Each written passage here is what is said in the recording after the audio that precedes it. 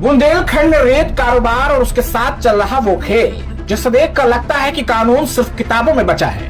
धसान नदी के दोनों किनारों पर एक ऐसा बालूघाट तैयार किया गया जो कागजों में झांसी का है, संचालन हमीरपुर में होता है और सच पूछिए तो दोनों जिलों का कोई भी विभाग इसकी जिम्मेदारी लेने को तैयार नहीं। जी हाँ, दोनों कहते हैं हमारे यहाँ कोई खनन नहीं होता, मगर जीएसटी विभाग 84 लाख रुपए की वसूली कर चुका है। तो क्या रेत आसमान से निकल रही है या फिर सिस्टम किसी माफिया के आगे घुटने टेक चुका है?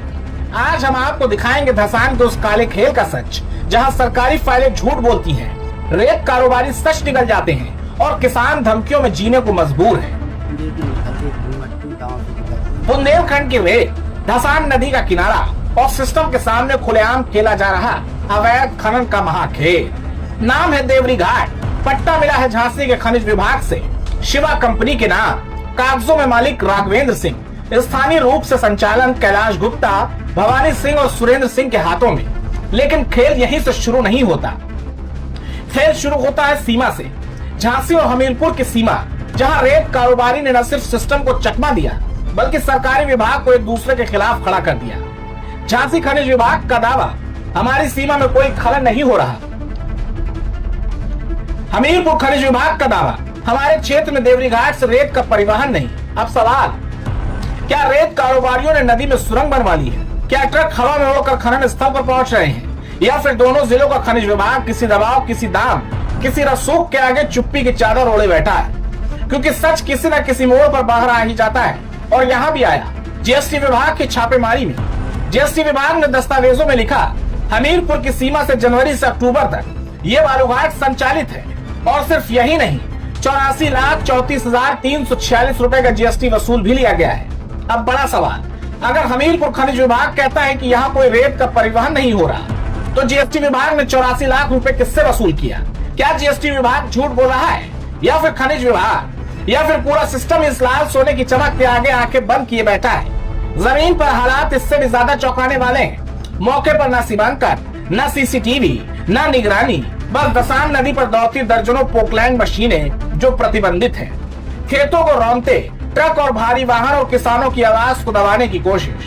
हमीरपुर के किसानों का आरोप है कि हमारे खेतों से जबरन रास्ता बनाया गया है, मना करने पर मारने और झूठे मुकदमे में फंसाने की धमकी दी जाती है। ओवरलोड रेत से खेत तक बंजर हो रहे हैं और झांसी के देवरी गांव वाले कहते हैं हमारे एरिया से 1 किलो रेत भी नहीं निकलती। पूरा खेल हमीरपुर में होता है। देवरी से हैं, धर्मवीर सिंह। अब यही सेवा कंपनी चला रही का ना, हमीरपुर से है। देवरी वाला है। हाँ, कोई नहीं, आप देखी तो है रास्ता, आप तो इसके कारण कोई आती नहीं है। हमारे शिकायत करते कोई सुनने को तैयार नहीं है। 150, 100, 125, 150 ऐसी रोज जा रहे हैं। हाँ, वो बरोबर। कौन देख रहा हो वहाँ पे? कोई जाती नहीं है, कोई अधिकारी भी नहीं है जा पाते वहाँ। और कांटा है, कमटा भी है। हाँ है? नहीं, ये जालौन इधर। हाँ, जे हमीरपुर इधर जालौन। हाँ, हमीरपुर से चला। अब सोचिए, जिस गांव के नाम पर पट्टा, वहाँ खनन नाम की चीज नहीं। जिस जिले में संचालन हो रहा है वहाँ का खनिज विभाग कह रहा खनन नहीं चलता और जीएसटी कहता है जनवरी से चल रहा है 84 लाख वसूले हैं। तो सवाल उठना लाजमी है, क्या ये बुंदेलखंड की रेत का कारोबार है या फिर सरकारी विभागों की मिलीभगत से चल रहा करोड़ों का काला बाजार? क्या यूपी की जीरो टॉलरेंस की नीति सिर्फ बयानबाजी है या फिर किसी बड़े रसूख की छाया में रेत माफिया दोनों जिलों को नचा रहे हैं? धसान नदी मौन है, लेकिन उसके किनारों पर चल रही मशीनें, ओवरलोड ट्रक, किसानों के टूटते खेत और फाइलों में छुपा बोलता सच, सब ये कह रहे हैं बुंदेलखंड की खनिज संपदा को कुछ बाहरी कारोबारी नोच कर खा रहे हैं और जिम्मेदार विभाग सिर्फ आंखों पर पट्टी बांधे बैठे हैं। तो सवाल अब साफ है, जब दोनों जिलों का खनिज विभाग चुप, जब माफिया खुला, जब किसान डरा और जीएसटी करोड़ों वसूल रहा है, तो आखिर किसके इशारे पर चल रहा है ये पूरा खेल?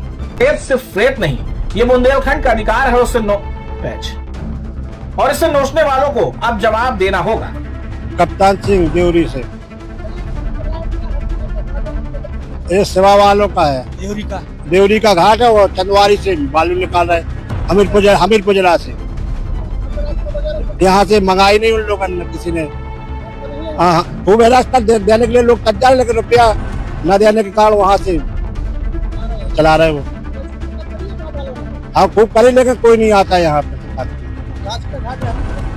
हाँ तो अब वो उनकी मर्जी से चला रहे हैं ना अपने, कौन किसी की सुनने वाले हैं। शिकायत हम लोगों ने झांसी करी लेकिन कोई आए नहीं यहाँ पे। मतलब 100 सवा से कम नहीं आ रहे हैं। ये साल है। हाँ 9वीं साल है यहाँ। हाँ अरे खेतन में कटाव हो रहा वहीं से बराबर, यहाँ से 1 किलोमीटर चलो, वहीं से चलो वहाँ से। और खेतों का कटाव हो रहा है, सब किनारे से बालू निकाल लिए, कोई रोकता है तो बस। ऐसे से हाँ खेत भी निकाल लिए सब। हाँ